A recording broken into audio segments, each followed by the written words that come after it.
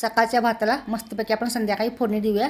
तर गॅस त्याला कोणत्यावर तवा ठेवला, तेल वतले, भात आहे, हिरवी मिरची, कांदा, कोथिंबीर, कढीपत्ता लागणार आहे. तेल गरम झालं, त्यात मोहरी जिरे टाकले, नंतर कढीपत्ता टाकला आहे, बारीक चिरलेला कांदा टाकला, हिरवी मिरचीचे काप टाकले, चांगलं तेलामध्ये परतून घेऊया. चांगलं तेलामध्ये परतल्यानंतर त्यात आपण आता हळद टाकूया, नंतर थोडीशी लाल तिखट टाकूया, चवीपुरतं मीठ टाकूया आणि परत हलवून घेऊया.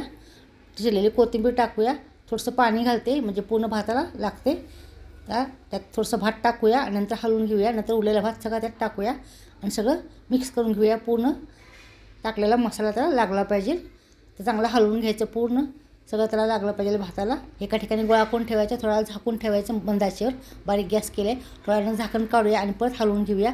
तर पूर्ण असंच मस्त असं हलवून घ्यायचं, पूर्ण त्याला लागलं पाहिजे. आता एका ठिकाणी गोळा करून परत झाकून ठेवायचं आणि थोडा वेळ मंद आचेवर ठेवायचं. नंतर गॅस बंद करायचा. तर मस्त असा आपला फोडणी दिलेला भात तयार झाले. आवडतं लाईक शेअर सबस्क्राईब